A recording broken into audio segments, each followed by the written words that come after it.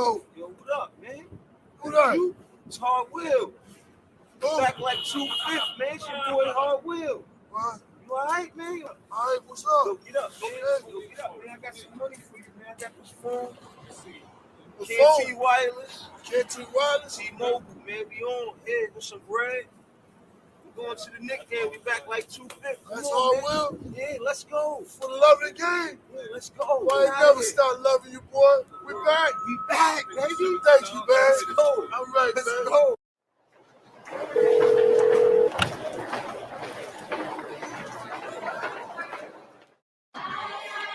It's a jolly time of the year, right before the new year. Ain't no other squad better on this day than the Knicks. We back. Best time of the year, they say it's Christmas. Little kids can't wait to see it's Christmas. New clothes, new toys, mean it's Christmas. You see the Knicks, we back, we on Christmas. It's so pretty when you can see the snowfall. Their red nose, tell them that it's Rudolph. Chestnuts roasting, the Knicks stay roasting. Tell the whole league we hosting. 12 noon, we back 12 in the 2/5. Biggest tree in the world filled with presents. Little kids, they checking off their wish list. Ho, ho, ho, we celebrating this Christmas. Jingle bell, first game playing in the garden. Tell Santa we got the whole league watching. Right before we celebrate the new year. James Dolan crossing with the reindeers. Parker decks, they filled with no room garage. When it comes to the flow, this here's eggnog. Best believe your boy, yeah, I'm on my job. Celebrate your Christmas with the Knicks squad. The best place in the world, that backstage shopping. I AD my wrist so you can keep watching. Shopping sprees all over, this is Times Square. Then it's back to the game at Madison Square. Best time of the year, they say it's Christmas. Little kids can't wait to see it's Christmas. New clothes, new toys, mean it's Christmas. You see the Knicks, we back, we on Christmas. It's so pretty when you can see the snowfall. Their red nose, tell them that it's Rudolph. Chestnuts roasting, the Knicks stay roasting. Tell the whole league we hosting. Back on Christmas, J Boogie predicted this. You can't say St. Nicholas without Nick in it. The Knicks on Christmas should be ubiquitous, so shout out if you've been with us. Sitting through the interim, feels like we meant to win. Now we got the kids with us. Potential is limitless. Gifts go down the chimney. Try to put the Grinch on me, pinch me, but I'm not dreaming. This a new reality. New York is in the top seat in seasons. Greetings, Eastern Conference. Defense, the Gardens rocking. Best fans in the game. We don't do the home away split. Catch me at the Staples, baby. I make the sleigh live. 8 gifts pulling up in the Cambridgers. About to lace the garden with a pack of frankincense and myrrh. Can't resist the urge. Knicks set new squad. Time to burn the competition. Sitting out of you, Lord. Best time of the year, they say it's Christmas. Little kids can't wait to see it's Christmas. New clothes, new toys, mean it's Christmas. You see the Knicks, we back, we on Christmas. It's so pretty when you can see the snowfall. Their red nose, tell them that it's Rudolph. Chestnuts roasting, the Knicks stay roasting. Tell the whole league we hosting. Something wrong with your TV screen. If that orange and blue ain't playing on that red and that green. Favorite players, yeah, but Knicks stay forever the team. Shout out the upstairs, trying to play chess with the team going forward. They're making sure the squad is in order. They know we hated on by all opposing reporters. It's torture. New Yorkers, we built for fourth quarters. Show up to the court or prepare for a slaughter. They want to hate on the Knicks. Tell me what that's doing. Get that stuff out of here. Shout out to Pat Ewing. 12 noon jump ball. Just know we enemies. We trying to bring home the gold back from the 70s. Oh yeah, we back on Christmas. Oh no, can it be? Only us Knicks fans know the whole New York energy. If you ain't know what type of tension this is, Knicks Nation will see y'all on Christmas. Best time of the year, they say it's Christmas. Little kids can't wait to see it's Christmas. New clothes, new toys, mean it's Christmas. You see the Knicks, we back, we on Christmas. It's so pretty when you can see the snowfall. Their red nose, tell them that it's Rudolph. Chestnuts roasting, the Knicks stay roasting. Tell the whole league we hosting.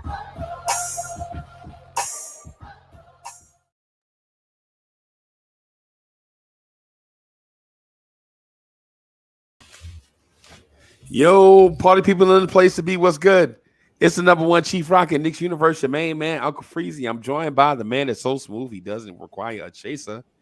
It is still the real AD. What's good, boss? Bim. Let me salute the God, J Boogie, for doing another banger. And I'm not just saying that because he AD'd the watch, so you can keep watching. Step your watch game up, people. Let me stop. Salute. Yeah, Nick man. Nation, once again. Uncle Freezy, how are you this glorious and glorious morning? I'm good, bro. I'm good. Phone stay ringing. That's a beautiful thing, man. Holidays. Miss Mocha got the house smelling like mint and what's the other flavor? The holiday flavors. We got the house smelling like cinnamon and apple. Bro, it smell holiday-ish in here. She got the house smelling like Miss Mocha. Yeah, man. Bam. Holidays, man. That's yeah, it. man. That's it. Yeah, man. So hey, so how you been, brother? I've been all right. You know, I'm always generally I get a cold like this time of the year and so forth. So I'm not even gonna put it out there, but you know, we've been good. We're still out here. This madness is still out here and so forth. So we want everybody to be safe during this holiday season. And you know, if you have to have a drink, don't drive. You know what I mean? All that good stuff. Yeah. You know, or bad stuff, or what can be bad stuff. Oh, what can be bad stuff. You know. But you know but we here. We here. Man. You know, you look exceptionally happy. Is it because the Knicks have a 6-game? The current Knicks roster have a 6-game winning streak. They are I'm out always here excited putting it bro. on teams. I'm always excited about that, bro. Get my Melly Mel on. I'm always excited about that, man. You know, it's crazy, man. They hit me up about the link or whatever, man. I'm sorry about being distracted. It boggles my mind. It'd be like, yo, dudes would be like, yo, I got the link, man. I'm in. Can you send such and such the link? And I'm like, yo, if you got the link, why don't you send it? You know what I'm saying? Yo, what's going on, bro? It's 2022. Like I'm on camera. I'm doing something. Yeah, man. You distracted me from giving the people what they want. Got to give the people what they want. Gotta give the people what they want. They want this Knicks talk here. So we're here. Yeah, man. 6 in a row. 6 what are in a row. What are your thoughts, sir? I'm parsing participles at the moment. And the reason being is because this moment is complicated for me. I don't know which way to feel about where we are, right? Like, I don't know what's important to me. Like, is it more important for me to be happy about the opportunity to beat our long-time rival, the Indiana Pacers? Is it more important for me to embrace this win streak that could possibly reach 7 games? Or is it more, or should it be more important to me that if we win, we'll get a chance to move up in these standings and get a lot of these W's behind us, establish that we are not a front runner or a fluke, but we are a legitimate basketball team. You feel me?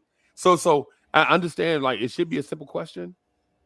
I mean, I should have a simple answer, but the questions are not always simple, bro. Like right now, I have a complicated feeling. Like, should I? Oh my God, man, Greeny killing me right now.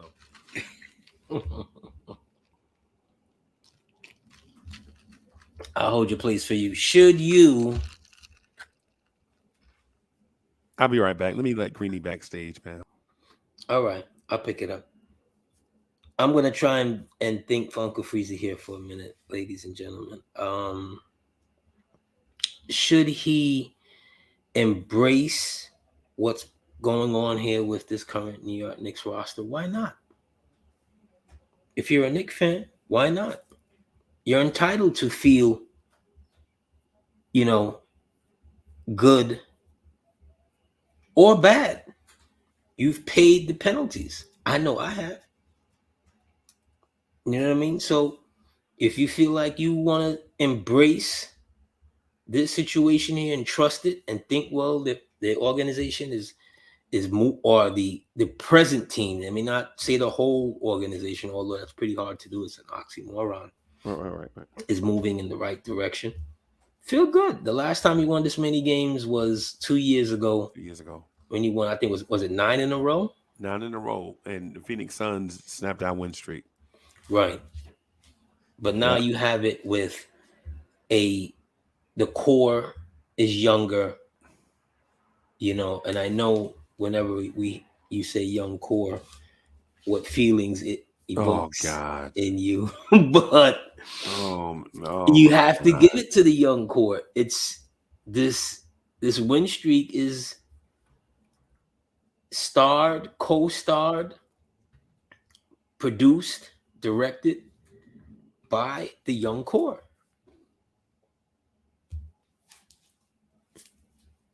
That's just true.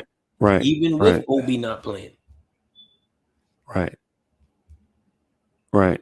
You know, their problem is that you know, and I've mentioned this before, that you hope the veterans on the team are not going to cause a problem until they get out of here or until they come to grips with this is what it is. Every time I hear the word young core, I think about the team with Charlie Ward and Greg Anthony and Doug Christie and Anthony Bonner and Hubert Davis. Okay. That's fine. That's what I think about young core, bro. That's fine. It just made me want to jump out a window. Those guys, Monty Williams, you know, Charlie Ward, you know, played on some successful teams. He did. But when I think young core, I don't think that. I think Monty Williams and Doug Christie, Greg Anthony, all them guys, bro.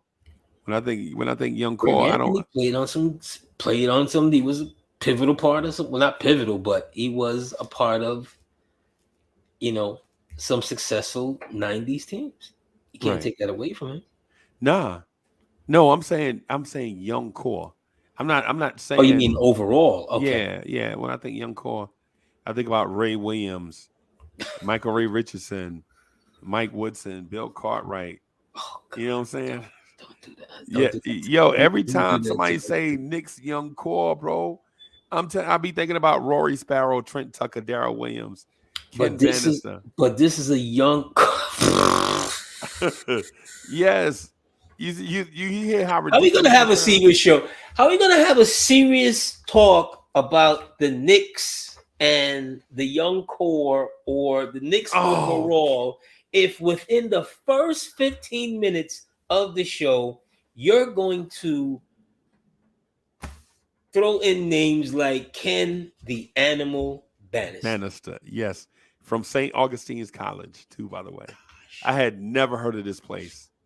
I thought it was in Florida, but then I found out my sister went to the same school in Raleigh, North Carolina. Yes. Yeah, you can't be serious. Why would you want to do that to Knicks fans? There's people out there today shopping, coming from church, going to church. Chestnuts roasting on the open fire. I understand. You know, all of that, and you just there's fans I'm just a curmudgeon. There's fans out here who depend on the show. I know. but you, sir, are out here giving us Ken the Animal Bannister, who claim to fame is his nickname. That's it. Greatest nickname in the history of sports. And it fit. Because if you saw what that man looked like in a basketball uniform and how he played, he looked like, you remember that movie with Bernard King? I think it was called Fast Break. Right. What? You remember that movie Fast Break with him, UCLA great, Michael, his name is skipping me right now. Richardson. He played the y'all see how me and AD is synergetic. He said UCLA guard. I knew he was talking about Pooh Richardson. No, not Pooh. No, not Pooh. No, this is not Pooh. This is before Pooh. Okay. This is you know him. He played in several roles throughout the years in movies. He went from UCLA great, from playing with Kareem and them, to Michael. Oh my God, his name is skipping me. Somebody in the chat help me out. But they had like four. The ideal show was Welcome Back, Carter. Gabe, the teacher. Kapler. The teacher is the coach, and he gets 4 kids from the ghetto to go to the show. to go to the school with scholarships or whatever. And one of them is a girl, including a girl who they dressed up to be a boy. Okay. Right? They don't have anybody else to play with, but they have this white guy who eventually plays Captain America, who's built like a linebacker. Okay. If anybody remembers this movie, that was Ken the Animal Bannister. That's all he was just a football player and we've given him far too much shine for 2.5. Gabe Kaplan, that's his name. Right. But you talking about Michael Warren? Yes, Michael Warren. Okay. Michael Warren, UCLA great Michael Warren. Okay. All right, who then became an actor. I don't know what happened with his career. I don't know if he was injured or something. That part of the story I'm not familiar with. But he then becomes an actor, and he's been in like so many movies that people don't even remember that.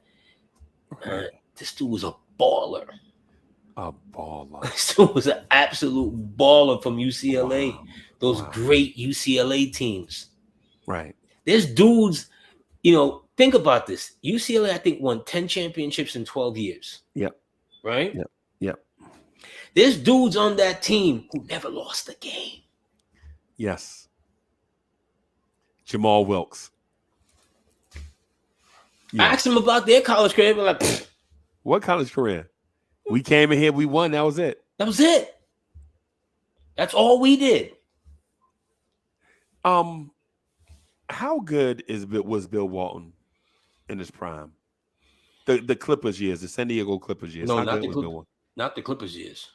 Okay. You mean Portland years? Well, Portland, he was great. Portland, he's an all-time great. Years. That's it. Portland, he's an all-time great. You're talking about UCLA, couple years in Portland, a year in Boston. The rest of that is that year in '86, he was coming off the bench. I think he was like the 7th man. 6th. Was he? I thought McHale won 6th man of the year, '86.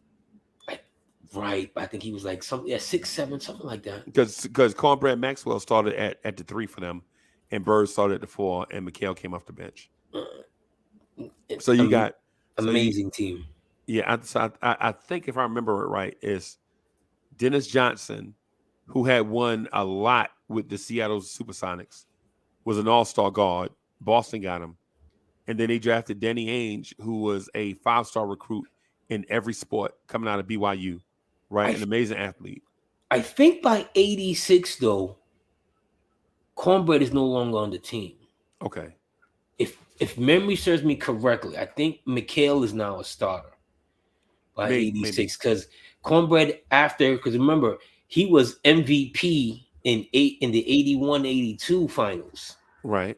With Larry on the team. Like Larry's rookie year or second year, something like that. No, that's McHale. McHale was the youngest. Right. But he was MVP of the finals. Yeah. With all those dudes on the team, but he'd gotten hurt and there was some hamstring. Yep. Remember he had that ace bandage all the way up his thigh. Yeah, something was going on with him. Plus, because I heard him talk about it. Plus, there was some money issues. Oh. Yeah. It's some contractual issues and so forth, but it's not in his favor because look who they got on the bench.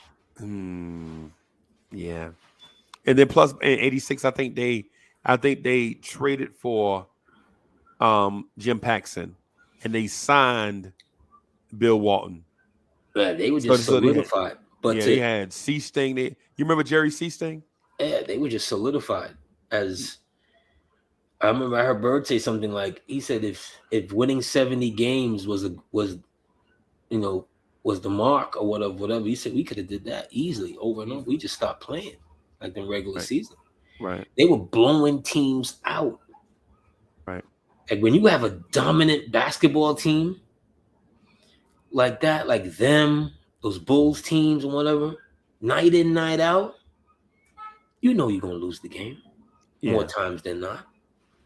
Right. Oh, I forgot about Rick Carlisle, but he didn't do nothing. Greg Kite would come in and hack up your big man. If they let him play. If they let him play. Sam Sam Vincent. Yeah, Scott Young Wedman Sam, coming not in, that hacking much. up your big man. But they had an awesome. But back to with Bill Walton. I mean, his greatness is UCLA. Really and truly, his greatness is UCLA and that Portland year for the finals. Okay. Because he is the poster child for a big man whose body he never got himself into that kind of physical condition. Right. Plus, he played so much basketball, a big guy can't play like a guard. Right. It's the reason why you're 7'4". Right. So that young man that's coming out that everybody is, swooning for and whatever. Okay. If they don't have his body catch up to what they're going to want him to do as a primary ball handler, you'll see what's going to happen. Right. Too big for that. Right. And when a big guy gets hurt, like with Walton, and you don't give it proper time, and then the thing with Walton lost trust in the Portland organization because they gave him a shot and he thought he could play on it, and then when he played on it, the same injury, it broke it, even further fractured the foot. So at that point, the relationship had totally severed with him and Portland. So, that's the thing. Is he a Hall of Famer? Absolutely. All right. Because how they do Hall of Fame, they take the entire career of your basketball, which is college and NBA. If it was just the NBA, even though he has two NBA rings, he's on two of the great teams. Right. Especially the 86 team. The 86 team. The 86 Celtics team. Great. The 86 team is an all-time great team. Like how you won it. I just can't. Their thing was how you won it. That's how it's kind of same thing with the Golden State team that won the 73 games. Yeah, they didn't win it all. And we always remember that series for what happened, but during the regular season, Curry was cakewalking. He was kick stepping like every night. Right. He was doing that kick step stuff on teams' home floors every night. And not a damn thing you could do about it. And some of the crowd was cheering for him. Some. Yeah. You couldn't believe it. That's why I he turned your whole stadium against you. Right. That's what I'm saying, bro. That's what I'm saying. Like transcendent. Like that's what I'm saying when you talk about transcendent talent, bro. That's why I put Steph Curry in the greatest point guard of all time conversation. Not saying he is the greatest. That's fine. Right. Fine. But I put him in the conversation because of what he did on the floor. Like for instance, right? One of my cousins said you can't put Reggie Miller in the same conversation with Kobe Bryant. Right? No. And I'm like, yo, why not? Yes and no. Why not? Right? Yes and no. How do you not put Reggie Miller in the discussion for one of the greatest shooting guards of all time? Right? You could have a conversation. Reggie Miller never led the league in scoring. So? That's fine. Look at Reggie Miller's team win percentage over his career. Yeah. Right? Reggie Miller won games without the ups and downs. Reggie Miller team. He could have took more shots. He could have. If you look at I'm almost certain. I think he might have averaged for his career maybe like 14 shots a game. Maybe. 14 or 15 shots a game. Right. And some of those teams, those Indiana teams, was like lunch pail, brute force. Right. Like, do you really want Dale Davis shooting jump shots? No. No, you don't. Do you really want any of the Davises? Reggie Miller averaged 12 and a half shots a game for his career. 12 and a half shots. That's criminal. Right. And the most shots he's ever taken, he was 24 years old. He took 15.7. Criminal. Right. Look how easy that came. One of the greatest shooters in the game. Right. Look at those Indiana teams. Yep. When he first arrives, Chuck Persons is there. Yep. Yeah. So it's Chuck's team. Yep. Rifleman Chuck. Yeah. Right. The 85 draft, right? Right. 86 draft. Okay. He goes 4 to Indiana. Right. The following year, I think. Who did the Knicks pick right after him? Come on, don't do that to us again. Come on. I'm asking. I need some clarity. I need some clarity. Do I need to go get a hat and put war across it as well? War. Is that what I need to go do? The Knicks took Kenny Walker. Oh my God. Yes. Oh my God. Yes. Slam dunk champion Kenny Walker. But to your point, that's fine if you want to put Steph in that conversation. No one can argue with you because him on a dominant team, people say, oh, no, the team is stacked. Da, da, da, da, da. Who's the man on that team? Even with KD winning 2 MVPs, which I thought the last one they should have gave to Steph. They should have gave to Steph. Right. The first finals, they should have gave it to Steph. Should have. They gave it to Iguodala, right? It makes no fucking sense. How do you give it to a man who's playing defense and the guy he's playing defense against averages 28, 12, and 14 for the finals? Right.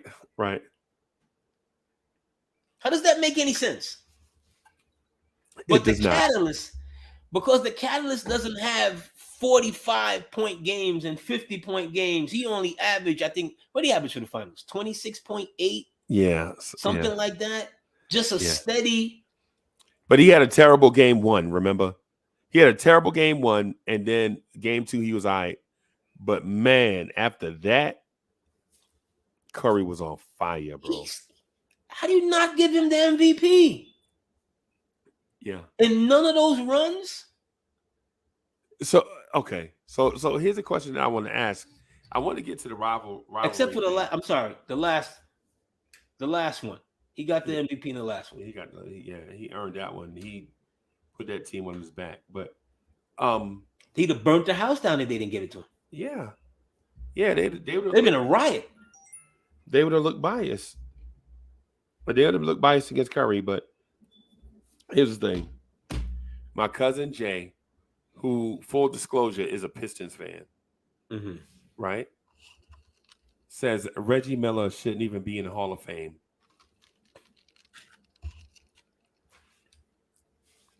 How can I argue with him? How do you claim him? How do I argue with him? How do you claim him as a family member? I know, but when I look at Bill Walton's numbers and Bill Bradley's numbers, I'm like, bro, Reggie got to be. If Bill Bradley's in the Hall of Fame, Bill Bradley's in the Hall of Fame, and Reggie Miller need to be in there. Reggie Miller need to be in there twice. Skating in there in church shoes. Yep. With no socks on. No socks on. Right. If Bill Walton is in the Hall of Fame, Reggie Miller should be in there 3 times, 4 times. He's got to be in the Hall of Fame. Bill Walton missed 4 complete seasons. 4. Not his fault, but he missed 4 seasons. And Bill Walton never averaged 18 points a game. It's disgusting, bro. But it's disgusting when you look at Bill Walton's numbers, bro. Look at his playoff numbers. Look at his finals numbers. I know. Look at his finals numbers. I don't even have to look at them. Look at his finals numbers. Right. Bill Walton averaged 12.8, 16.1. Oh, I'm sorry, 18.6, 18.9. Missed the season. 13.9. Missed the season. 14.1, 12.1, 10.1, 7.6, 2.8. Missed the season. Then retired. But they're gonna, like I said, they take the entire career, which is college, and who he was as a player. Yeah. As a big man, you want to play with a dude like that. Just think Joker. Yeah. Think a more athletic Joker.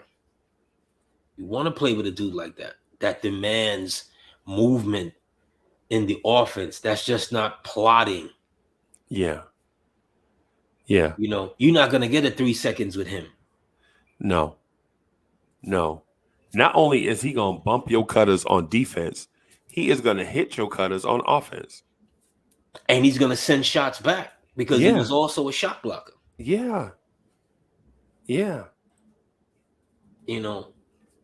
Again, Walton's he's one of those prodigies, and he's a man of his times, right? Because he's in the whole hippie 60s movement, living on, communes and shit. Yeah. Eating, whatever. This man was the MVP of the league, picking strawberries and strawberries. Yeah, man. Yeah. I'm not begrudging Walton, right? What I'm saying about Walton is I think Willis Reed had some of those same seasons, bro. Back to back to back to back to back, like 18 and 13. Walton did average 5 assists and 2.5 blocks. That's impressive. Of all the big men to come out of UCLA, where do you rank him? He's 1 or 2. He's 1 or 2, and his coach said that he was better than Lou. No. The coach, the architect, whatever, said he was better than Lou. I'm not saying that. The coach said he was better than Lou. I don't think Bill Walton is better than Kevin Love. Oh my God, no. No, stop it. I think Walton lost like 1 game. Yeah. He lost like 1. I'm talking about as a pro. As a pro. Oh, okay. That's different. Yeah, as a pro. I thought you meant as a college. No, not as a because the thing is, and I didn't research this, and I'm sure there are a lot of bigs out there, right? But Kevin Love was a dominant power forward at one point in his career. Yeah. And his lean years are better than Walton's lean years, in my opinion. Absolutely. He had no lean years in comparison to Walton. Right. And if you're talking about a dude leaving his team to win a championship like Walton did, Walton won one in Portland. I'm not saying that. Absolutely. Right. But he also won one with LeBron. Right. I mean, not with LeBron, but with Larry Bird. But Kevin Love was competitive with LeBron also. I would say, if I'm ranking the UCLA big men, I would say Kareem, Kevin Love, Mark Eaton, and then Bill Walton. No, stop it. You can't. Oh, God. Mark Eaton? You cannot put Mark Eaton in the same conversation with, you might as well say Ken the Animal Bannister. You cannot put Mark Eaton in the same conversation with Bill Walton. What is this, white on white crime? It's madness. No, come on, bro. Did Mark Eaton never averaged 4 points in his career? Maybe not. He averaged 4 points in his career. But he averaged 4 blocks though. Yes. That was the thing I was going to get at. Big lumberjack, Paul Bunyan. How close they ever got to that? I bet you weren't bringing it to the rim though. How close they ever got to the conference finals with him? With Eaton? Not even close. Wait, Why are we having this conversation? Not even close. Is that what was your goal and mission today? Was to drug up the rungs of NBA society? No, I just like giving Uwe Blob. No. What are we talking about here today? Mark Eaton, Dwayne Schensis. Oh God! I just had to say it. We know basketball. Remember him from Eddie? That movie Eddie. We played the Russian. Like John Concat. What is this? Big country fed white boy day? What? You put Mark Eaton and Bill Walton in the same conversation. Yo, come on, son, man. I'm telling you. Yo, come on, bro. Let's give these dudes some credit for being. I mean, come on. Oh, come on, bro. God. Freezy, horrible fan. That's like yo. So we're not gonna give Mark Eaton his credit for being the shot blocking champion like 1,000 years in a row. No. Okay. All he did was cripple their offense. All he did was when he went on that Mormon mission. Remember when Mark Eaton went on that Mormon mission to start his career, right? I think that's what messed everything up. In terms of the Utah Jazz, not his religion. Yo, practice whatever religion you want to. I don't care. Them thinking, and this is and not to cut you, Freezy, but his name just jumped in my head, and I know he's been ill and so forth. So I don't want to sound like I'm killing him. Utah would later take Sean Bradley. Or Philly takes him, and at some point he finds his way to Utah.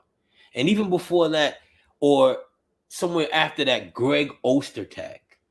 Ostertag.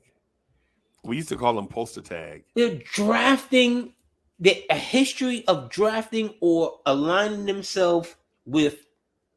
They haven't had a good big guy, if memory serves me correctly, before the Frenchman since Mehmet Okur. Yep. They kept drafting and aligning themselves with these big white guys that are marginal at best. Why? Can I just say a name that's gonna make you laugh? I just need to say Yinka Dare. Yinka, oh God! Oh my God, bro! Oh my God! Another classic nickname, Yinka the Stinker. Yes, bro. Oh Rest in peace, Yinka. Oh my God, bro! Awful, bro. You can fall in love with the big because of size. I remember when Sean Bradley was, I think he went on like a 2-year Mormon mission, something like that. He did, yeah. He didn't play basketball for 2 years. Right. And because he got a lot of, brouhaha in the one NCAA that he played in, there was some talent there, but the man was built like a beanpole. Right. Yep. Yep. He had nothing in his core to stop anything. He blocked shots. Yeah. Right? Yeah. Yeah. But think a less athletic or less, strong KP. Yeah. Very. But not as good a shooter. And very less athletic. Yeah.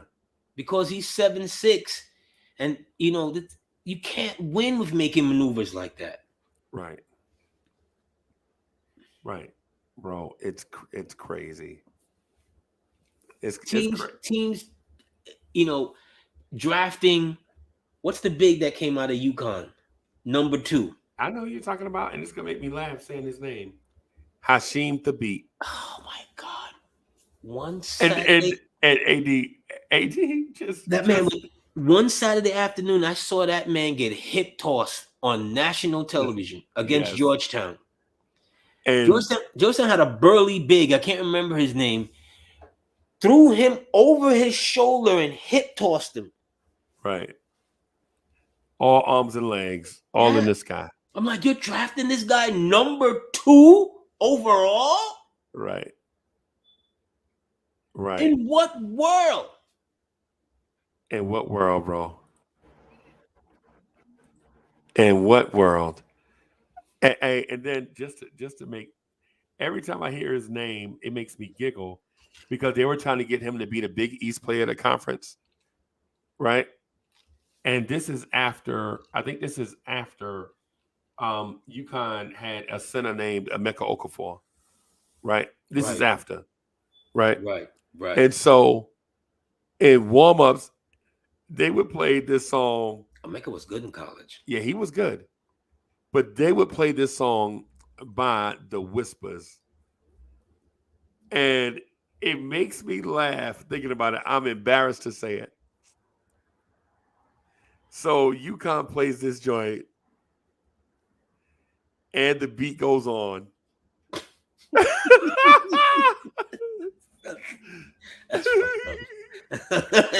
beat goes on. Right. So I'm like, these college kids will do anything. I don't know to get what they get saw. their players. I don't know what they saw in Tavit. I don't know who drafted number 2. Was it Vancouver? Memphis. I don't know what they saw in him. I don't know what they saw in him. Like, yo, this is where you wreck an organization. Right. How do you, if you're Memphis, think about this. I'm not going to say how do you pass on Steph Curry, right? I'm not going to say that, right? Because the things are what they are, right? You're like, okay. But bro, if you Memphis, how do you pass on DeMar DeRozan? How do you pass on Drew Holiday? Right? How do you pass on Tyreek Evans? Right? How do you pass on James Harden? Jennings was there at the time. They just it's for Hasheem Thabit, the love of the big. Same thing with Portland when Portland took Oden. Yes. If I was in that organization, let me tell you, I would have thrown a bomb scare. Yeah. Literally. Yeah. I would have told him, I'll blow this mother up if you draft this dude. Oden. Over KD. And you have no luck in drafting big guys. And when you drafted him, he was already hurt. Remember he broke his right wrist in college, and he had to shoot his free throws with his left hand. Oh. He was already hurt. It's like you don't learn. Right. You're doing the same madness over and over again. You're gonna look at Cabram and KD. Where did KD go to? Texas? Did he go Texas yes. Southern or something like that? No, he went to Texas. Texas, right? They had a squad. It was him, DJ Augustine, and PJ Tucker, all at Texas. Yeah, he was playing on ESPN one night, and my nephew called me and was like, "Unc, here's the kid I've been telling you about." Yep, from Baltimore. From Baltimore. Here's the kid I've been telling you about. It was ESPN one night, and he absolutely set the place on fire. I think you're talking about the game they played against. I don't know if it's Marcus Smart. I don't think so. I think they played somebody with. I don't know if it was Michael Beasley. I can't remember who they played, but he absolutely let it be known that night that he was the guy. Oden had a nice college career at what? Ohio State? Is that with him and Conley? Him and Mike Conley and DeQuan Cook, yeah. Right, and they were trying to somehow finagle a Conley and Oden coming out together. Somebody drafting them because they grew up together. They right. Conley pops coached both of them. Yeah, but it was madness for Portland. It was absolutely mad out of everybody at gunpoint. You drafted, right. I'm shooting everybody in this place. Right. Okay? This is how serious this is. You cannot draft Greg Oden. Right. Over KD. It's madness. Right. How do you justify that as an organization? I don't know. And then, but here's the thing: Portland has an excellent at that point, right? Portland had an excellent track record of drafting wing players. Right? If there was a wing player to be had early in the draft, Portland would find them and hit on them. Right? And I'm not just talking about Kiki Vandeweghe. They always or found or Jim Paxson Kersey. or Kersey or Drexler or whoever. You know what I'm saying? They What's always the big what's the big from UConn? Robinson. Yeah, Cliff Robinson. Yeah. Cliff Robinson. Yeah. Right? Yeah. Is Cliff still with us? No. Cliff's not with us anymore. Right. Nope. Rest in peace, Cliff. I remember one Friday night he banged it on David Lee and Tim Thomas on a Friday night and gave David Lee a black eye for his trouble. Did the process, yo. You remember when the Knicks started doing this? They're gonna get there Friday night. Yo, there was a time, I swear to you, for maybe 5 years, they might have won 2 games on a Friday night. Right. I'm like, get this advertisement out of here. It doesn't work with this team. It don't work. And full disclosure, I just broke a personal losing streak. Mm-hmm. I hadn't seen the Knicks AD. I'm gonna say this, and it's sad, but it also makes me think that this season is a magic carpet ride. I have not seen the Knicks win a game live since 1989. Right? Okay. So you're talking about maybe... No, we're gonna stop here 1 second. We talking about, man, over 100 games. No, we're gonna stop here, ladies and gentlemen. But that streak, I broke that streak last Friday night in Charlotte, North Carolina. Okay, but this is what we're gonna have an intervention moment here. Okay. With Uncle Freezy. Uncle Freezy. Yes, sir. From here on in, we don't want your attendance in any important Knick games ever again. You're 1 for 100. My guy, if you ain't mush, bro, if you ain't the common denominator, my God. Bro, how you gonna kick me when I'm down, bro? How you gonna kick me when I'm down? And then you gonna do it on live TV. You gonna kick me when I'm down on live TV too. Okay. All right, I see where this is going. Yo, I see where this is going. Crazy. How could you admit that on live TV that you hadn't seen a winning game since 1989? Because the first 10 times that it happened, I'm like, man, the Knicks suck. And then after a while, oh my God, I was like, yo, you get in your car and you ride 6 hours to Washington, D.C., right, to sit up in the nosebleeds, right, against a Washington Wizards team that's going to be in a lottery, and you are fighting to get into the playoffs, and you go and you lose to them by 15. I was at the Gilbert Arenas game. I was at the Arenas game where people was like, yeah, they just got this guard from Golden State, man. He might do a little something. Who did they trade? Who did Golden State trade Gilbert Arenas for? Was it a bag of peanuts? Because I remember they were having the same Chris Webber situation with him. Oh man, the same thing with him. Like after he, I think he had was it a 17-point season or something like that? And Golden State coming off the bench. Remember, he was. I think something because he spoke about it. I think he was coming off the bench with a dude named Vonteego Cummins out of Pittsburgh. I can't remember how the dynamic was going, but something where he arrived. Yeah. And something happened with their situation, kind of like what happened with Chris Webber. Right. But the organization had changed. It wasn't the same. It wasn't Nelly and them that was there. Right. That let him walk. How do you let Hall of Fame talent like that walk out the building after his second season? Right. And so, bro, I ain't gonna lie to you. I ain't gonna lie to you. We ain't the only one. Yeah, but you can't miss when Arizona has a guard. You have to take them, bro. The University of Arizona, when they have a guard, you have to take them. Yeah. You know what I'm saying? At that time, yeah. Yeah, now. Yeah, Even now. yeah. Even now. The kid, Josh Green, you know what? The kid, Benedict Mathurin, right now balling for Indiana, Arizona. Zach LaVine, Arizona. Alonzo Trier, Arizona. Josh Green, Arizona. Right. Steve Kerr. What happened to Kenny Lonzo? Lofton, Mike Bibby, Gilbert Arenas. What happened to Lonzo? He crazy. I don't know, man. I really thought that young man had a career, had a place in this league. Yeah,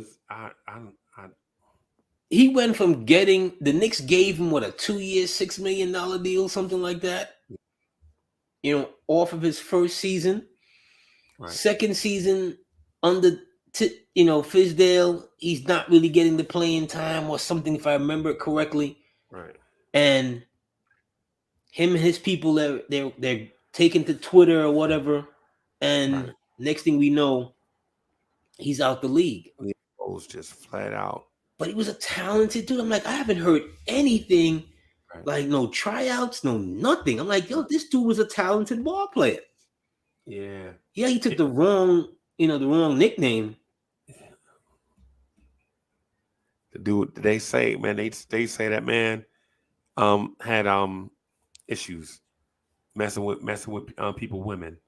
So I don't know if that's accurate, but when you hear it, you ever heard like the term true lies? Yeah, that's got to be it, because if it's anything else, something else would have came out by now. Hitting Murphy in the building was good, bro. But I hate when they bring up these stories like that, like with Udoka and so forth, and with Fisher, and they act like it's not a running problem. They act like it's not prevalent. Yeah. They act like it's not prevalent. Yeah. You know, I remember the stories with Kobe's wife, rest in peace, and Karl Malone. Yeah. Yeah. Right? They act like these things, it's not, you're in the same fraternity. Y'all are going to the same parties. Right. Her girlfriend knows a girlfriend, knows a girlfriend, knows a girlfriend. Believe me, as soon as they hear that they're rolling to the parties with the ballers and so forth, everybody, whatever relationship that they had, it's over. Right. By the time you get back, that relationship is done.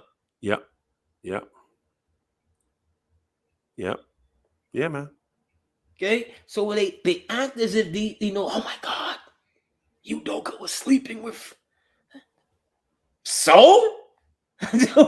Right. Yeah. I'm not. Listen, I'm not saying that I condone anything. What I'm saying is don't turn a blind eye to everybody and then make this one kid the black sheep when you know everybody was doing it.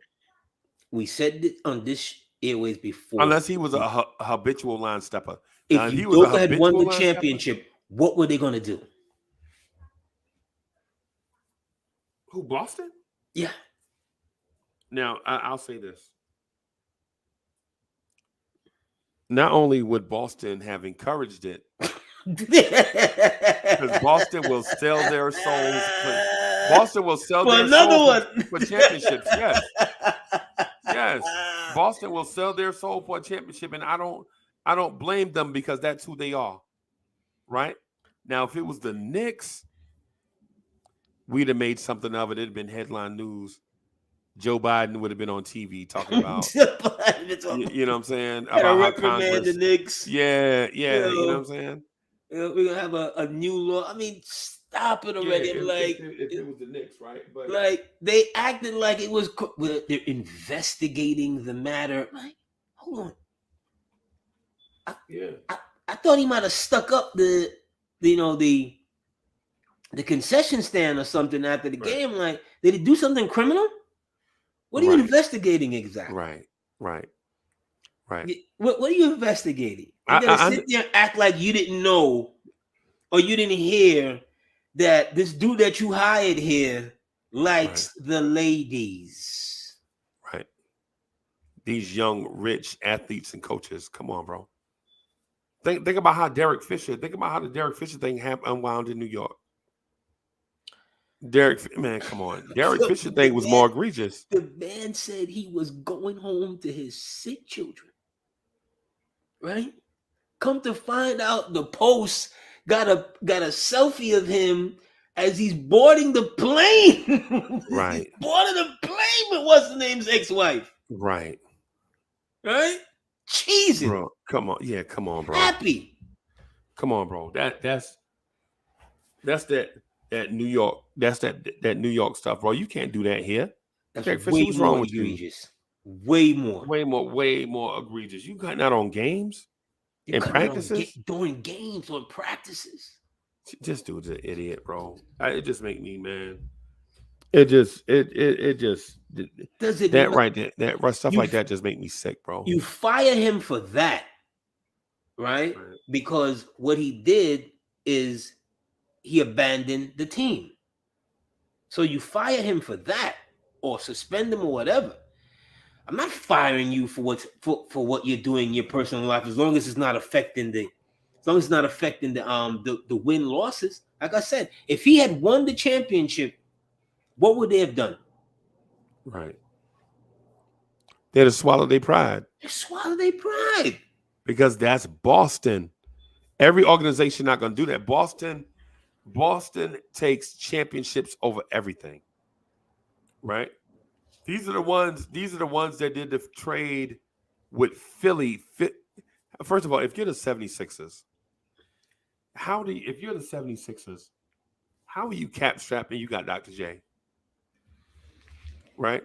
You remember how they did the Len Bias pick? Yes. You know what I'm saying? Like, come on, bro. If you Philly, how you cap strapped and you got Dr. J? You just traded Moses Malone. Did they trade Moses Malone to Houston? I think they did a draft day trade. No. Houston arrived. Moses went from Houston to Philly. They did a draft day trade when they broke things up. Oh, Atlanta. I'm sorry, Atlanta. Right, Atlanta. They did a draft day trade that day when they didn't take Doherty. They traded Doherty, ended up with Henson, Hershey Hawkins, all kind of. They did a crazy draft day trade that literally made them worse instead of making them better.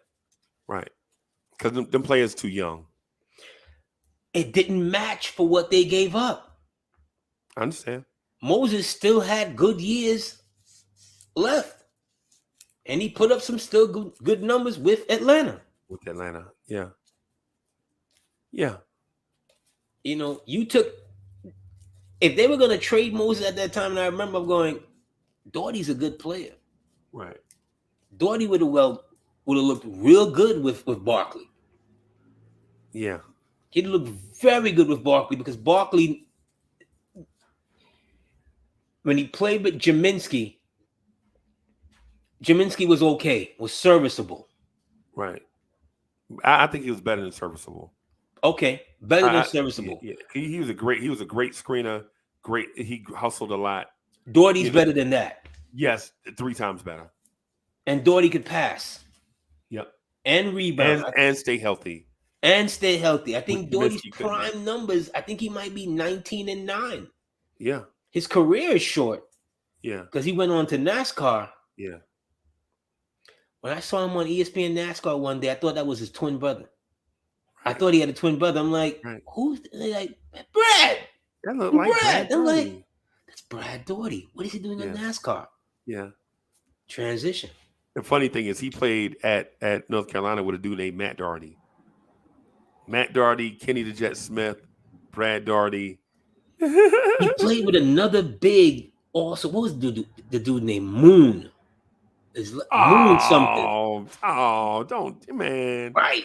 Because they had their own Twin Tower situation down there. Moon something. Big Stanley Roberts kind of dude. Not as talented. Stanley Roberts was very talented. Very talented. Just ate himself big out of a career. Yep. But the thing about Stanley Roberts too was not just eating. He was dealing with depression and alcoholism before we knew what depression and alcoholism was. Oh, is that what it was? I thought I thought he had a love for food. Nah, man, that dude had clinical depression and alcoholism at the same time. Oh, I thought it was just a love for food, because I know that they were giving, people, watching him all day long in between games. Yep. It was the same thing like with Mel Turpin, Dinner Bell Mel. That's probably the greatest nickname in NBA history. Dinner Bell Mel. And Roy Topley. You remember Roy Topley? Yeah, but Roy wasn't out of shape. Roy just had, other issues. Yeah, Roy was. That's the bro, thing. But you talk about 6'10" that can handle the ball and score and do all this. Bro, he is one of the names. I'm telling you, he's one of the names that now, back then, if he was in the NBA now, he's an all-star. He is an all-star. Charles Smith is another. A 6'10" guy that can handle the ball. And I'm not talking about saucy handles. I'm not talking about saucy handles. You just made Knicks fans throw up in their mouth. Charles Smith. Yeah, man. And the thing about... Shout out to Charles. Yeah, and he still worked for the Knicks, still show up for Knicks stuff, too. It's time we put that to bed. It's time. I was never a hater of Charles Smith or John Starks, bro. Well, I wasn't a hater of him, of Charles. I was just so disappointed about that moment, right? About that moment and him not being able to do what a big man is supposed to do. Right. Was he really a big man, though? He's 6'10". He's a big man. But look at his skill set. Look at his skill set and personality. He's 6'10", athletic, big man. All right. Was Derek McKee a big man? Yes. Because he the same size. Yes. Was Deadlift Shrimp a big man? Yes.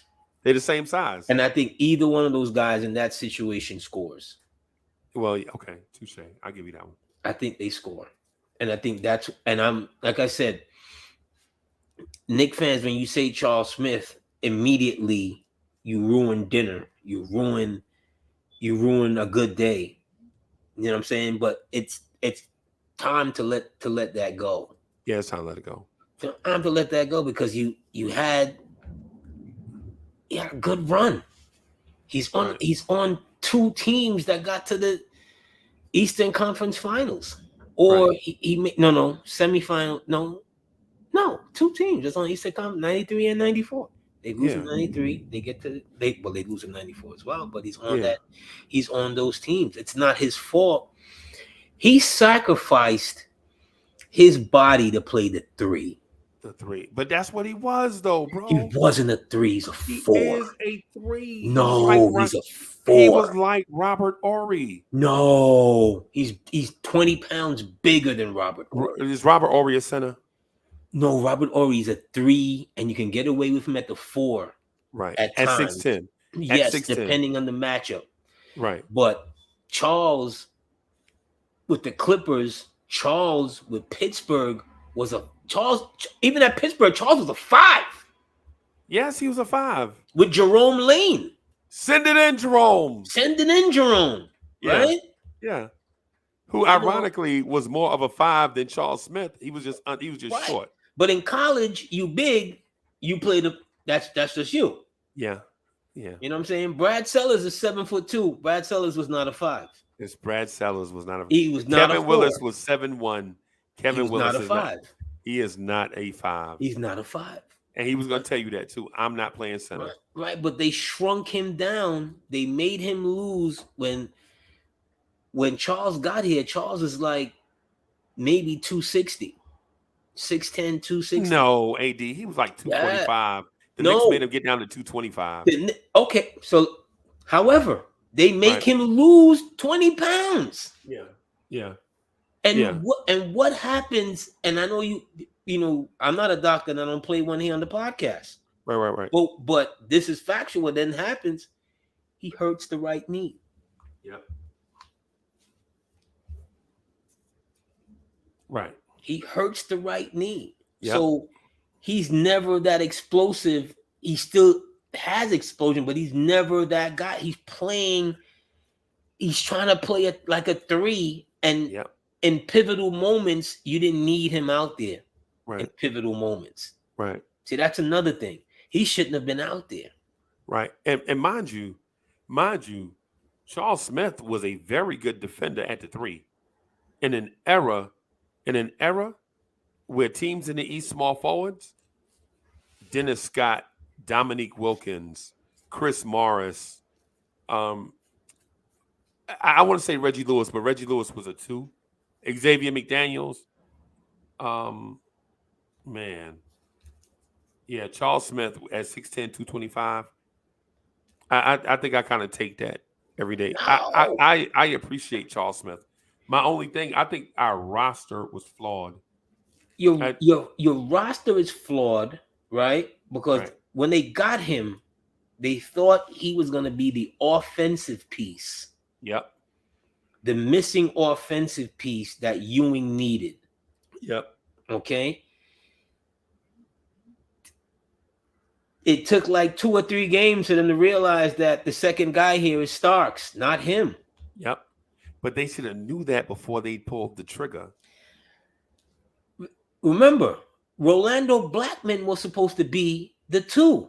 Right. It's supposed to be, the lineup is supposed to be Oakley, Ewing, Smith, Doc Rivers, Blackman and Rivers. Blackman and Rivers. That's supposed to be the lineup. Yep. But you find out when Blackman get here, he washed. And Doc Rivers can't stay healthy. He washed. And then Doc plays the first year, right, and gets hurt for the second year. Yep. But Doc was banged up too. Now remember, Doc was a 10-year guard. Yeah. At that point, Doc was like 32. Doc prime years was in Atlanta with Dominique Wilkins, Spud Webb. But they were putting together hard-nosed veteran dudes that would play well around Ewing. Right. And we also had young athletes on the bench that got 0 run. Yes. Right. Your Monty Williams, your Doug Christie's, Greg Anthony got run, but not major minutes. Well, Christie and Monty's not there yet. Monty doesn't get there till 93 or 4 or something like that. Yeah, him and Hubert Davis. Right. Him and Hubert. Right. Hubert got the run. He didn't. Riley wasn't gonna play all them young guys like that. He played Greg and he played Hubert, but that was it.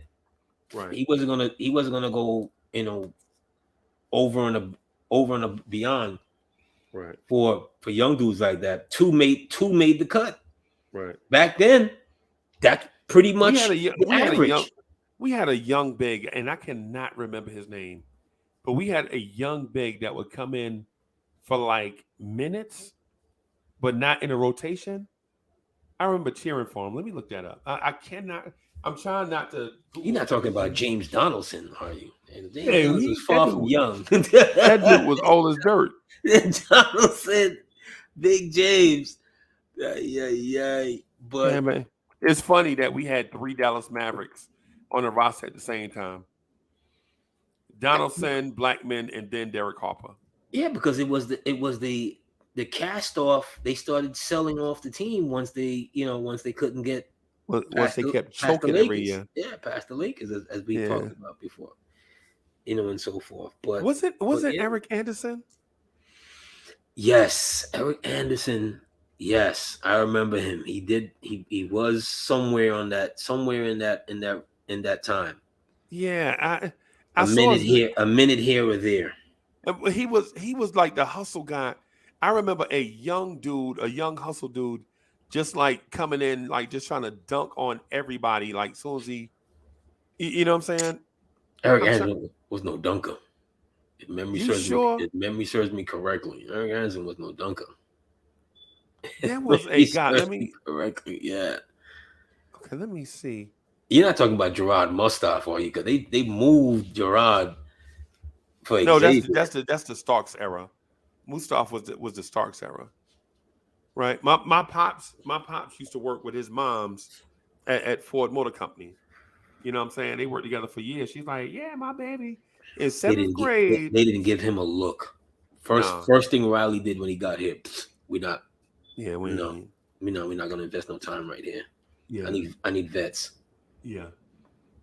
But the funniest thing is when Xavier gets here, Xavier never worked that hard in his life, and Xavier had bad knees. Yeah. And Xavier was telling Riley, like, look, if you want me to, I can't practice like this. Right. All the time. And the funny thing about that too, is it wasn't Pat Riley grinding them in practice. It was Jeff Van Gundy. That's the story. The story goes, Pat Riley is wanting to get these guys to the game because Pat Riley, as a veteran coach, know how many games you have to win in the playoffs in order to be an NBA champion, right? The irony is Jeff Van Gundy was the guy that was ruining them. And then after Pat Riley leaves, they poached a guy from Jack Layman's coaching staff with bump and thump, a dude named Tom Thibodeau. They poached him, right? That was there with bump and thump in Philly. And Tom Thibodeau takes practices to the extreme, right? 3.5 hour a day practices, all of them hard. Larry Johnson was like, yo, a team can't survive this type of thing. But that was the mentality. Yeah. That's what Riley's that I mean, if it's being done, the gauntlet was set by Riley. Okay. They're not going to do it unless, remember, at that time, he pretty much has total control of the team. He should have, bro. We talked about this last week. He pretty much had total control of the team. When they suspended Mason, that was his decision. Yeah. I'm gonna say this to you, bro, and you're gonna swear up and down. You're gonna think I've lost it. I think Pat Riley was right. But not only do I think Pat Riley was right, I think Rick Pitino was right. Right for what exactly? In each scenario. Well, it's the same scenario, just different people. Okay. Right? Both of them were absolutely correct when they looked at the front office and saw Keystone Cops. And it was like, yo, why we got Keystone Cops up here? Yes. Y'all giving me all this mess. Let me be in charge of the team and the front office. Yes. Right? Now, the thing with Pitino is when Pitino is a darling of the city when he get the Knicks job. Right? Match made in heaven. Dude from New York. Who did he coach before he got here? He coached was it not Providence. Yeah. Was it Providence College? Yeah. So he coaches Providence College. He got a young point guard. Yeah. His point guard was a dude named Billy Donovan. Right? 2 games Billy. 2 game Billy. 2 game Billy. Right? But yo, if you're Big Dolan, I understand structure. I understand business. I understand how there has to be layers in business, right? You can't have in any organization has to have structural layers to it.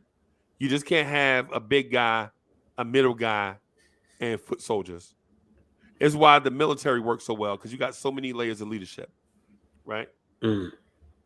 But the Knicks were not a normal organization then.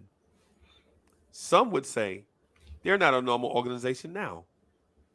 But when Rick Pitino was like, yo, let me run the whole show, I can do it.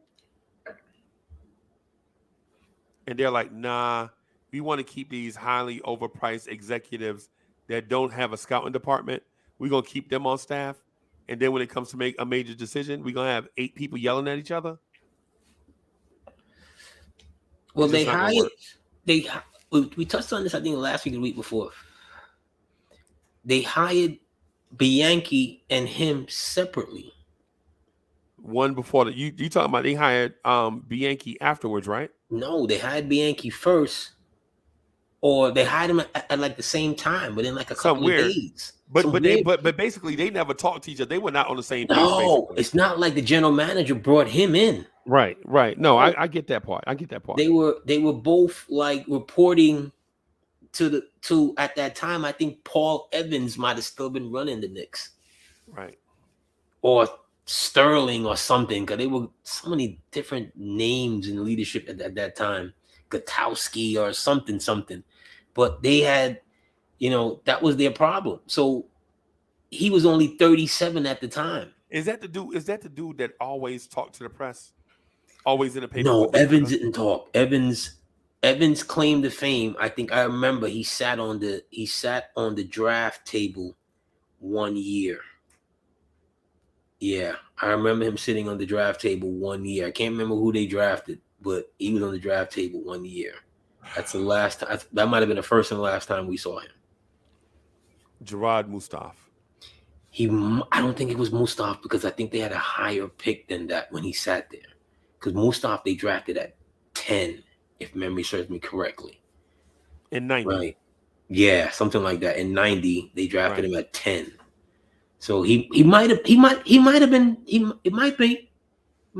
Because if you're in the lottery, you're sitting there only if you're in the lottery. So, and the lottery was like at 90, but still like top 7 or something like that, or top 8, something crazy, something. No, the league had expanded. Remember, they started expanding. Okay, yeah, Miami had the league already. So he's probably sitting there for Mustaf, but to your point, with Pitino was only 37, 38 years old. Right. And I heard him speak on it. He said he wanted them to hire like a player development, blah, blah, blah, blah, but he would have still been running the show. Okay. When he was running the show in Boston, he was horrible. Right. Fast forward years later, when he was running the show, he was horrible. When he did not draft Tim Duncan. He pretty much tanked. Yep. He pretty much gave up. Now they drafted the year before that, they absolutely hit a home run. And the big boy, what's the big boy name? The power forward. Who? The fat dude that wasn't in shape. Who, Antoine Walker? Antoine Walker. That was a home run for them. Not even the year before that. Remember, in that draft, he has 3 lottery picks. I remember that. I remember the draft lottery. He ended up with Chauncey Billups, Ron Mercer, Antoine Walker. Yep. Pissed to death because he had it surrounded. Yep. He had the number 1 pick surrounded from the all NBA, angles. Yep. And the NBA had to save San Antonio. That's how it worked, bro. To me, if I'm Boston, I'm looking at y'all and I'm going. Right. Yep. See, I need to talk to y'all right now. That's what San Antonio is an ABA cast-off. Yep. San Antonio is the enemy. Right. We brought them in. Right. How do you do this to us as the Celtics? Right. And the only reason why they lost out on bias 10 years ago because of whatever. Yep. And now we have our shot at Tim Duncan and we don't get it. We got 2, 4, 5. We got it surrounded and we don't get it. What? And San Antonio was 6th. San Antonio was 6th. Boston had the worst record. Remember, Boston had I think 1, 3, and 4. Yes. And somehow San Antonio get the number 1 pick. Somehow San Antonio get the number 1 pick. Bro, I'm telling you, the NBA is, man, listen. I'm Boston. I'm losing it. I'm absolutely losing it. All I'm doing is I'm put. And then in the greatest boss move ever, Boston offers those 3 picks to San Antonio, and Bob Hill. I mean, not Bob Hill, but Greg Popovich and R.C. Buford laughed at them. Turn it down. They're like, no, thank you. You hold on to that. Yeah. So y'all have good luck 3. With that. Y'all have. I think they ended up with like 3, 5, and 10 or something. It was crazy. Good luck. How you did Boston. And Boston offered them all them picks and they turned it down. Turned it down. Bro. Because you knew what he was out of Wake Forest. Yep. You knew what he was out of Wake Forest. And see, I didn't even like how they even played San Antonio. I mean, how they even played the ABA. The only reason why San Antonio is even in. No, I'm talking about coming from the ABA. Why would you take the the Spurs over the Virginia Squires? Right? You remember the Virginia Squires? Yeah, because Baltimore was in Baltimore still. It's in Baltimore still. You're right, but from what I understand, or closer to, right, PG County or whatever, right. Those teams, but San Antonio, but you still have 2 Texas teams, by the way. Remember, you still have. But here's the thing: those teams could not sustain themselves. They weren't. They were cash strapped. Most of the ABA was cash strapped. Right. So why not get rid of the New York Nets then? They're in New York. They're out on the island playing in a dingy arena. They got Doc. Yeah. They're in New York. They got Doc, and they got Super. What's my man? Super James Williamson. But they got Doc. Yeah. But they're also teetering. They're cash strapped. Yep. The Knicks almost sued them out of existence, bro. So we're gonna bring you in the league, but here's what we're gonna do. Why not save Tampa? The owner of Tampa had all the money. The dude from Tampa talked about the 3-point line, alternate uniforms, all this stuff. They didn't bring Tampa in. The dude from Tampa I think the dude from Tampa is the one that made all the rules. Like, you know what I'm saying? Like all the All-Star game is the dude from Tampa idea. But again, I'm sorry, the dunk contest is the dude from Tampa idea. Okay, but again, before the league decides that this basketball market in that Orlando, Tampa region or whatever, right? It didn't make sense from a marketing from whatever to go there. But there was no basketball in Florida. But Florida at that time, especially up North Florida, was not outside of Disney. What did you have? Outside of Disney and spring training, what did you have? What's in Baltimore, Maryland? Yeah, but Baltimore's still closer to more of a metro area, bigger city. At the time, it was probably about the same size as. At the time, it was about this. I'm talking about the city now. At the same time, it was probably about the same size as Newark, New Jersey, Jersey City. But and even when the ABA's Miami team, they had to fold too, because they couldn't keep up. A lot of those teams, game to game, the players did not know if the checks were gonna catch, right, or bounce, right. You're lucky to be in the league. But they got the infusion of cash upon entering the league. That's part of the compromise. Like if they come in, they're gonna participate in the revenue sharing with the NBA and get the bonus. I think it lasted for like some 40 years or some crap like that. Okay. They made a deal with the NBA that you're gonna take these 4 teams, but the entire league is gonna eat. Right. You're gonna get a percentage. Right. Going forward. I don't know how long that deal lasted, but it may be still in effect. I'm not sure. If anyone in the chat. 45 years, I think it might be over. It may be over, but that's a good food. Because remember, you ate through the Celtics, Lakers. You ate through Jordan. Right. You ate through the Lakers. Right. Kobe, Shaq. Right. You've been eating a long time for a small investment. Remember, back then they probably put in to own a team. Maybe you put in $500,000. Wow, that's a lot. Back then, that was a lot back then. I would say you've eaten that. Yeah, a gazillion times over. Right. But I would say this though.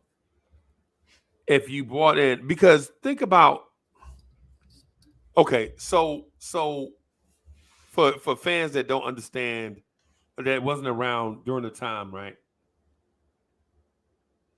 NBA expansion was nouveau, right? It was like a nouveau type thing, right? I'll give you an example. I'm gonna give you two examples, right? When Seattle was wanting a franchise, every jet and everything was made in, like Boeing and all of them had the Seattle area pumping, right? Right. So coming in the league, everything was about jets and flying. Now, do you call them the Seattle Jets? No, you can't do that because 3 years before that, the guy that owned the Jets, Leon Hess, had changed the name of his team from the New York Titans of the AFL to the New York Jets. Right. Right. So you can't take that name, right? And so in 1960, like 10 years before that, the LA Chargers had a nickname called the LA Superchargers. Their real name was the Los Angeles Superchargers, right? Over time, it get cut down. Just like when the Mets came in the league in 1962, their name was the New York Metropolitans, right? Because they couldn't be the New York Giants. That name was already used twice. They couldn't be they couldn't be the Dodgers. That name was already used, right? So Seattle and another team in Houston, Texas, right? Or I'm sorry, another team in San Diego, right? Because they were the San Diego Rockets, right? Yeah, I think they were the San Diego Rockets and sure. the San Diego Clippers, right? Upon moving to Houston, they embraced the Houston Rockets. That's what NASA is, right? So anyway, all this nouveau stuff, I can't get around the fact that you bring in a Phoenix Suns and don't bring in the Tampa team or the Kentucky Colonels. You remember the Kentucky Colonels from the ABA? Mm-hmm. Like, how you not bring in the Kentucky? Those Dan Issel teams? Okay. Yeah. That's all I'm getting at, man. Like I'm not, going. But the team selection to me was kind of strange. Even if they weren't gonna remember this, they looked at the ABA as rebels, as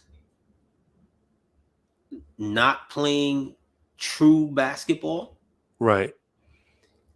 Back in them, they used to laugh at them. The only person they respected out of there, and I don't know why, was Doc. Right. And George Gervin. Later Gervin but they had a lot more players that demanded respect, because when they started having those exhibition games, all of a sudden the ABA starts giving them the business. Bread. For one, the ABA started giving them bread. That was a downfall. They were paying their players 3 times as much as the NBA players.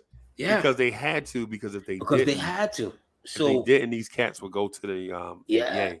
So they were doing all kinds of, the ABA was taking a lot of firsts. You don't want to stay in college? You don't want to go to college? Right. We'll take you. Right. You got cast-offs or people with shady backgrounds? What's the dude we got in 75? I cannot remember his name. The Hawk. If you the Hawk from out of Uptown, right? Connie Hawkins. Yeah. The original Hawk. Look at film. The original Kawhi Leonard, by the way. He goes to I think the Pittsburgh Panthers or something like that, and he has like 2 or 3 back-to-back MVP seasons. Right. These are like the only footage that we know of from Connie Hawkins. Connie Hawkins is one of those guys that when you hear the old timers talk about Connie Hawkins, they salivate, with the 6'8", 6'9", the wingspan, the way he could manipulate the ball, just right. His hand on the ball. How he can manipulate, how he could, when he swooped to the hoop from the wing. When they talk about players like that, but we don't really have no footage. Nah. We only have the old time. So who's better, him or Elgin Bella? We have footage of Elgin Baylor. Elgin Baylor, his numbers is absolutely ridiculous. It makes no sense. At 6'5", I think 1 year he averaged 19 rebounds a game. Right. At 6'5". Right. We can't even get Obi to get 6 rebounds in 40 minutes. We can't even get Obi to get 6. Right. This dude out here getting 19. Right. And dropping 20-something per night. My uncle said one time Elgin Baylor jumped in the air and the referee called timeout, and he just waited there until the referee came back. Bro, I'm telling you, when you hear old timers talk about, bro, my uncle told me one time, he said, Wilt Chamberlain got so mad at his coach about shooting that he stopped shooting and just told his coach he was going to lead the league in assists. And did it. And he did. That is bananas, bro. Those, you could say, well, the physicality of today's game or whatever, which, I'm not here to argue that here today. But shot for shot, the way how those guys could score the ball, right? Like there's a montage of Elgin Baylor on YouTube. Tell anybody, take a look at that. Elgin Baylor or Kobe Bryant? Well, I can't ask me that. I'm gonna take Kobe because I seen him. You know what I mean? I seen him. Kobe's. I don't think we've ever really touched on Kobe. The Black Mamba. I saw that man. Oh, we touched on Kobe plenty. No, 1996. Okay, but 1996 is the year. The Knicks turned destiny into tragedy. Another one of those players that you're not able to get. Shout out to John Wallace, a Knicks favorite. But bro, I'm sorry, guys, you're not able to get. But he was. You telling me we couldn't trade up from 18 to 13? No, and we got 3 first round picks. No, because you didn't have. And I liked Knick management at that time, but they didn't know about him. They didn't know. You have to be in the know. You have to have a scouting department. You have a scouting department, which is the most important thing. They shouldn't be a guy, right, that should be a surprise to you. If I'm the Knicks and the kind of money I've spent or given this guy the cachet to spend. Like, I see somebody pop up and like, you know about him? No? What? How could that be? How could that be? Bro. How you not know about this dude? What do you mean? How do you take Darryl Walker over Clyde Drexler? It's the same nonsense. Right. That's my point. That's the point that I'm getting at. Like, how do you take Frank over Donovan Mitchell?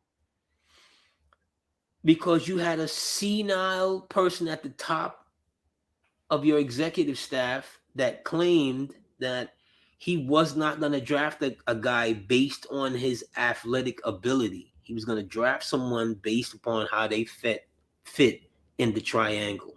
Now, mind you, period. With that same rhetoric, he won championships with Michael Jordan and Scottie Pippen, and then won championships with Kobe Bryant and Shaquille O'Neal.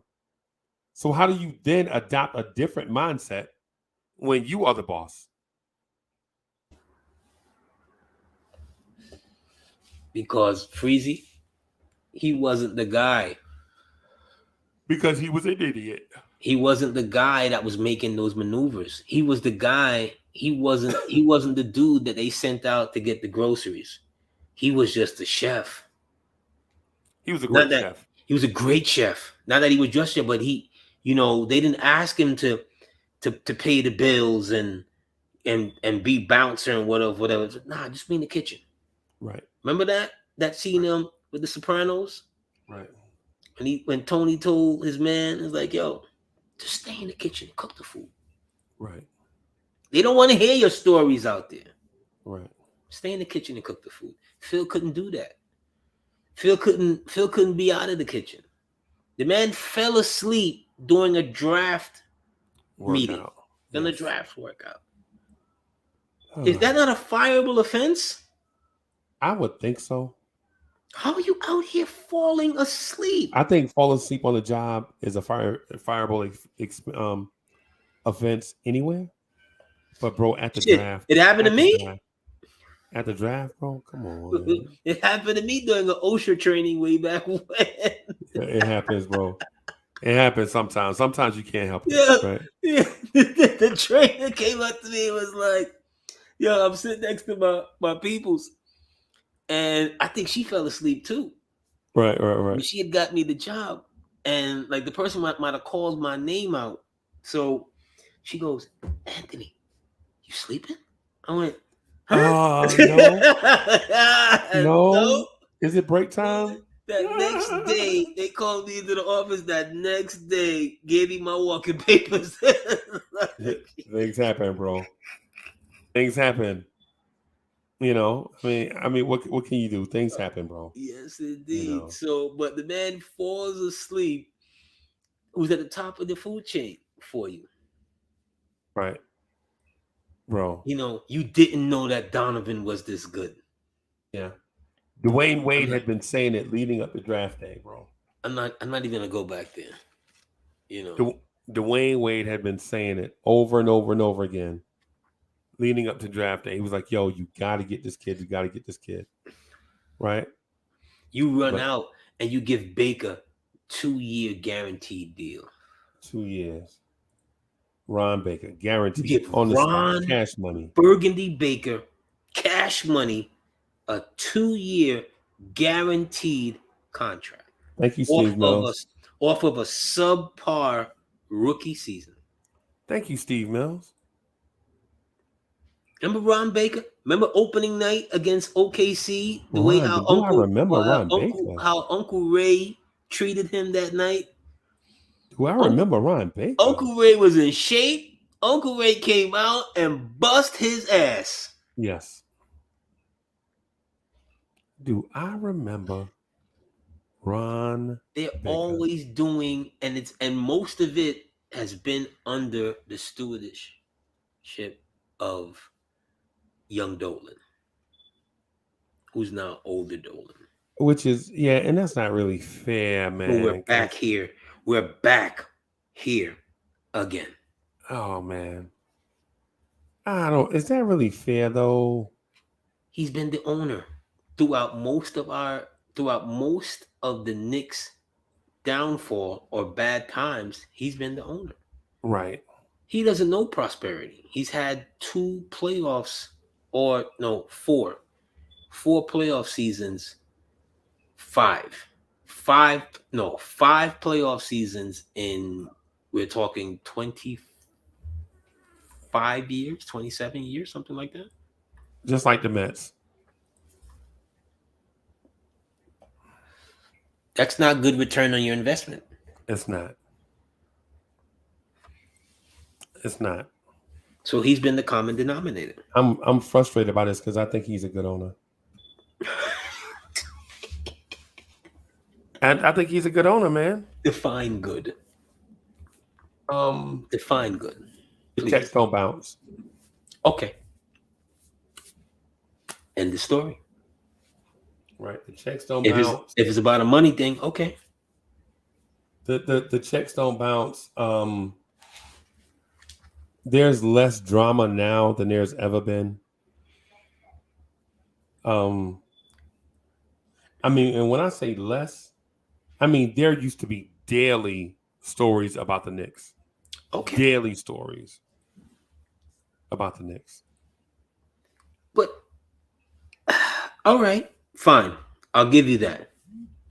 There's less drama now this season, currently. Right. Okay. We're not going to talk about the worldwide, last year snitching on Thibodeau. We're not going to talk about that. Yeah. So we're going to deal with the current. See, that's my thing with Knicks fans, right? And you're lumped into this. Oh, geez. You see how quick you were ready to turn the page and going to tell me about there's less drama? But less than 15 months ago, less than a year ago, you had a high-level executive, my friend, right? Quoted of wanting to fire the coach. Right. And you're going to sit here and tell Knicks fans that there's less drama because you're on a 6-game winning streak. You, sir, have officially been drinking the Kool-Aid. I would say this though. With Worldwide West is not a basketball guy. He don't know ball. He might know personnel, but he don't know ball. Personnel. Right. Personnel. I'm with you. No, he don't know that either, right? You don't know that either, right? Personnel. What? He might know the names of people in organizations. I know the names of people in organizations. Right. You know, I could call the Washington front office. They may not listen. They're not going to listen to me, right? I could call and say, "Yo, can I speak to whatever?" They'd be like, "Burr." Yeah. You know, I can do that. Right. Okay. When he makes these calls or having these conversations and these tete-a-tetes and whatever, how has it benefited the Knicks? It has not. And for that reason, I say that he has no cachet, so to speak. So don't sit here and tell me about your less drama theory. Okay? I'm gonna need you to backtrack that. It's official, bro. It's official. This has been the. Yo, if you hear some screaming on the microphone, I think World Cup is on, and my neighbors downstairs are having a World Cup party, and they are absolutely. I think I might have heard "Go!" They're lit. They are probably. Yeah, it's World Cup season. They are absolutely. I can hear them screaming in the microphone. Yeah, man. Yeah, man. Just real quick, because we got like 10 minutes, right? Let me ask you this, just real quick. How are you feeling today about the future of Knicks basketball? I don't feel. Okay. They have some nice pieces. They got some nice.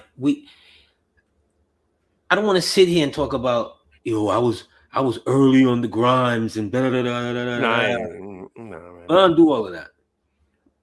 The pieces that we started the show talking about, the young core. Oh God. They can play. Did you just say young core again? Yes. That's how we started the show. Right? They can play. Some of these guys can play, but are they at the level where you can say, well, you're going to be contenders with them? You're far from that. Okay. And that's the point. Management has not shown you that they can flip the burger to put the cheese on top. Right. They're not going to do it. They're going to throw it on the floor. Right? And then pick it up. And say, God make dirt. Dirt don't hurt. And dirt don't hurt. Remember that? Yes, I remember that. I thought that was a commandment. Oh, I'm sorry. It's not. All right. That's the absolute command. Okay. Brush that. Yo, let your cousin knock it out your hand or something. Like, pick that up. God. Yeah. I've been hungry before, bro. Stop playing. Yeah. Stop it. You're not gonna waste that. So no. That's my take with them. I don't until they do something, until they get out of being in the middle of the car, in the back seat, in the middle, I don't believe it. Right. I don't believe it until I see it. I don't believe it. Okay. I don't have, I've had these I haven't been on a lot during the week and stuff. Okay. Because I don't. Well, one, I don't have the time like I used to, but I don't want to argue with folks over their feelings and so forth. Right. You know what I mean? You feel how you feel. Okay. I don't look at it like I got 3, 4, 5 more years for you to keep failing every offseason. It's gonna, it goes from the summer to midwinter, back to summer again. Back to summer again. Back to, you know what I'm saying? It's at some point in time, you gotta draw a line. At some point, you gotta draw a line, bro. You gotta draw a line at some point. Like, you gotta show, like, what are we in this? There's a lot of teams in sports, Freezy. I said this to a friend of mine like 10 years ago. That's not trying to win. Right. That's just Sacramento is not trying to win. Right. Have they ever? Have they ever? Maybe during the 2000s, late 90s, 2000s, with Weber and them, they were trying to win. Present day, they're not trying to win. Right. You can look around the league. Right. Washington, they're not trying to win. They're not trying to win, bro. When is that? Have they ever? Not since Unseld. Not since Unseld and them. Yes. So we're talking over 40 years. You're talking about the most physical team to ever play. Wes Unseld and them. Most physical team you ever seen in your life. The Baltimore Bullets. Yeah. For a lot of years, Jersey was not trying to win. No. They were trying to compete with the Knicks. Market share. Market share. It's a lot of teams in sports. You can look at them year in, not trying to win, but you know what? It's so profitable to be in the game. Right.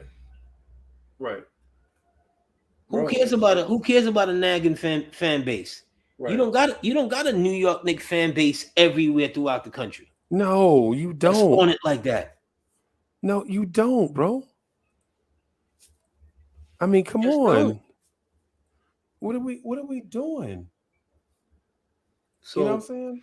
You got, like I said, you got too many teams that just, is that what this regime wants to be? In the middle, stuck in, you're not at the top of the draft, you're in the middle somewhere. Oh, jeez. Yes. You may get a first round. Happy with that. A lot of Knicks fans would say what you just said is not fair because they want to tank, right? So that they can get them a superstar. And I can't take for granted their mindset because as Knicks fans, there are only times that they've won and competed for championships.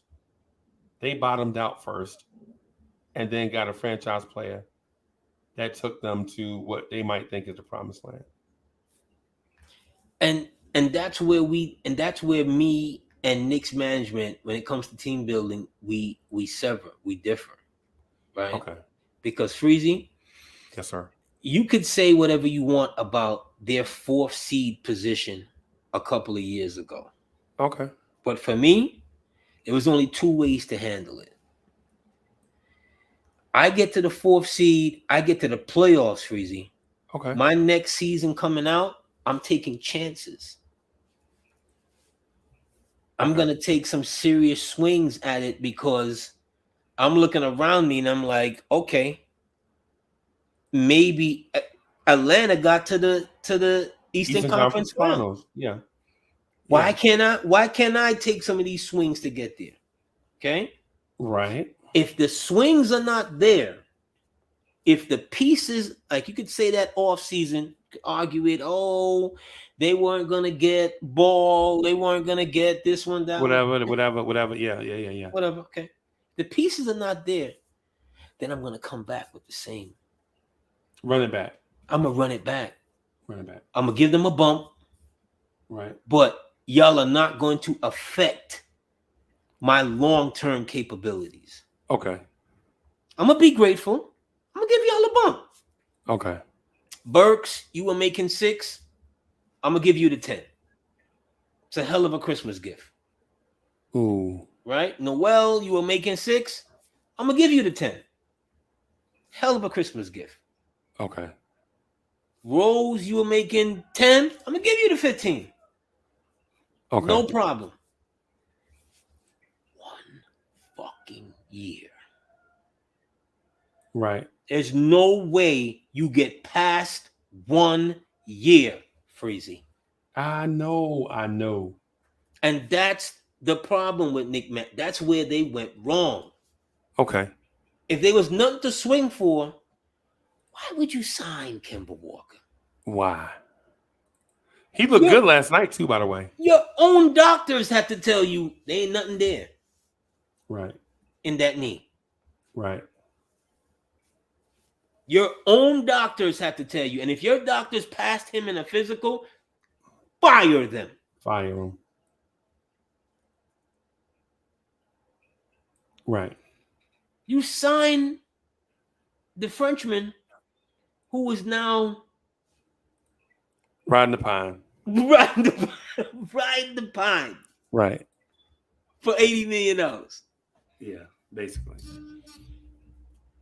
Who, if the coach was telling the truth, he didn't want either of those guys last year. Because why? Neither of them can play defense. Neither of them. No, neither. And it bothers me. It bothers me because you have these young guys on the bench who you're playing now, who you could have played back then. Who were here then? Yeah. Yeah, come on. What are we doing out here? What are we doing? What are you doing? Like why are you now playing these guys, right, when you could have been playing them back then? What are you doing? Again, what are you doing? Oh my God, AD, I don't know. I honestly don't know. You're stuck in the middle. Your maneuvers have got you in the middle, and your camps are split because one side of your camp is like, "Yo, let's go forward with that D move." Right. Your other side of your camp is like, "No, but right. Grimes, you really want to give up Grimes? Right. Do you really want to give up? Do you really want to give up Grimes? Do you really want to give up Obi? Right. Let's stay the course. Stay the course. It's safer. It is very frustrating watching. Leon, we'll get back to the playoffs, Leon. Leon, trust me, we're gonna get back. We're gonna get to the play-in. I know Dolan. He's gonna be happy with that. He's gonna be happy with that, bro. Save everybody's job. Save everybody's job, bro. Tibbs, look at Tibbs' track record. He's overall a playoff coach. He can get this team to the playoffs. Yep. We'll worry about this next offseason. Yep. We'll push it down next offseason. Yep. Basically, hey, listen, you ain't said nothing wrong. That's so reasonable. you ain't said nothing wrong in my eye, bro. You ain't said nothing wrong in my eye. He'll be happy bro. with that. He'll be busy with the Rangers. Trust me. Yep. You ain't said nothing. It's the gospel, bro. It's the gospel according to AD right now. You know what I'm saying? Because basically what it is I think the fear of losing outweighs the adulation of winning. Just do enough where Dolan don't come in here and fire everybody. And he'll be happy with that. But little do they know that he's probably not happy with that, right? But is waiting to the end of the year to say something. Because you probably got to the end of the year. Because if you don't, let's forecast, right? The way how this team is looking. Let's say I remember before the season I said they'd win 43 games. Okay. Right? So all right. Let's say they're on that trajectory of 43 games. 43 games is not gonna get you into the playoffs. It may get you into the play-in. Okay. You get to the play-in 50-50. Yeah. So your season may be in that balance. Right. You're in the middle again. But what have you really gained? What have you gained? Because if you're not prepared to make the necessary changes going forward, you're going to be here again next year, the same problems. If Obi Toppin and Julius Randle is still on this team next year, Freezy, okay, I'm going to shave my head bald. No, don't do it. You won't be so smooth that you require a chaser if you do that. I promise you, family. I promise you. If those two guys are on this team again next year, Freezy, what would be the explanation? There won't be any. Did you think Obi was going to be here this offseason? Honestly, did you think Obi was going to be back on the team this year for a third year? No. No. Freezy, I would have bet on it. I would have bet that they were going to solve this problem, and he was not going to be back here year 3. Because you would think reasonable minds would come up with a solution, right? Smart minds, not reasonable. I'm sorry. Smart minds. Smart minds would come up with some type of solution. But no, that's not how we do stuff. We don't do stuff like that, bro. Cat, you're sitting here with unnecessary surplus because you're waiting for a disgruntled. Why would you want a disgruntled guy anyway? Why? Why would you want someone that's a problem child someplace else? Right. Unless it makes zero sense. Unless he's really not a problem child, but you would take him. I promise you, man. That theory just sounds. Anyway, Freezy, we got to wrap up here because we are a few minutes away from kickoff. And kickoff at least. Yep. And the Knicks play at 5. And your Knickerbockers play at 5. They're shooting for 7. Will they get it, Freezy?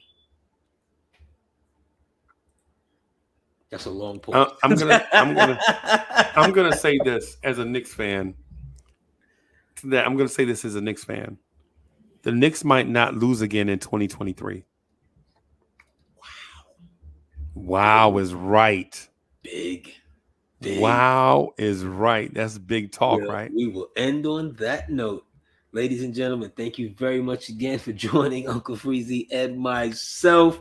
We're probably not going to see you before Christmas and so forth, so everyone have a safe and happy holidays. Safe and happy. But we will definitely pick up before the end of the new year to have our end of year wrap, Knicks and sports and everything else in between and so forth. Oh, before we jump out, rest in peace to Knicks forward Louis Orr, who passed away.